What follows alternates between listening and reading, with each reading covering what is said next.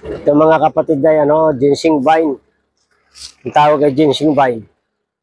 Ang puno nito ay ganito ang dahon. Ito. Yan. Ito po ay madali lang buhayin, mga kapatid. Pumuto lang kayo ng mga ganyang kahaba. Mula sa bagi na ito. Itusok lang ninyo sa lupa. Mabubuhay na po yan.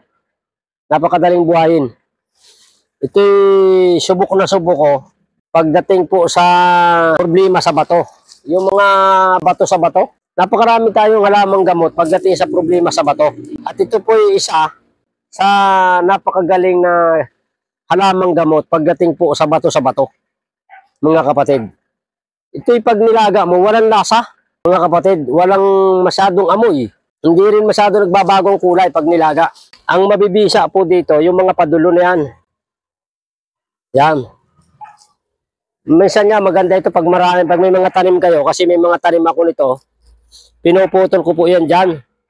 Tapos mga ilang araw lang, nakalawit na yung kulay pink, yung mga ganito. Ito po, oh. Yan. Yung mga ganitong kulay. Ito po magaling na lagain. Yung mga ganito kalalaki lang.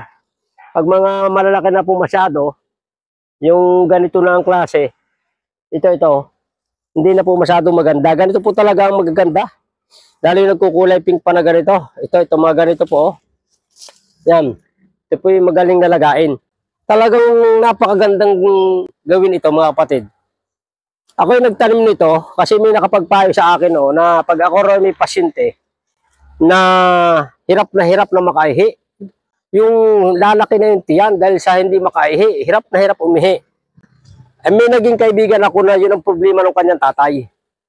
Sabi niya, Brother Jojo, subukan mo sa mga pasyente mo, yung mga pasyente mo na hirap umihi, yung baradong-barado yung daanan ng ihi, yung kidney niya ay namamaga, yung pantog niya ay barado ng mga bato, ay subukan mo lagain ito. Pag lalagayin niyo po para sa mga problema sa bato, kukuha kayo ng 15 ganitong klase. Mga 1 metro at kalahati o 1 metro, mga kapatid. Putulin niyo po yan. Ganyan. Putulin niyo po yan. Tapos tubigan niyo ng mga 1 litro at kalahati. 15 po 15 ganito. 15 ganito klase, mga kapatid. Kahit yung magulang-gulang pa. Yung mga ganito, 15 piraso. Tapos ay putol-putulin mo lang siya. Pag nahugasan mo, putol-putulin mo. Tubigan mo ng 1 litro at kalahati. Pakulang mo ng 30 minutos o mga 30 minutes. Matitira siya ng halos 1 litro o kulang-kulang 1 litro. At yun ang iinumin nyo pagkagising sa umaga. Ulitin mo yun pagkalipas 10 minuto, 1 baso ulit. Maligam-gami inumin, mga kapatid. At talagang matutuwa kayo sa resulta. Talagang bang ginhawa ng pakaramdam. Sinubukan ko sa mga maraming may sakit na pinaglilingkuran ko ng problema sa bato, mga kapatid. Basta ang problema ay bato sa bato.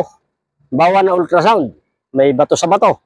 Ay ito na agad ang inumin, mga kapatid. Kung mayroon din lang kayo makita nito, ito halos katulad ng kangkong, yung tangkay ng kangkong.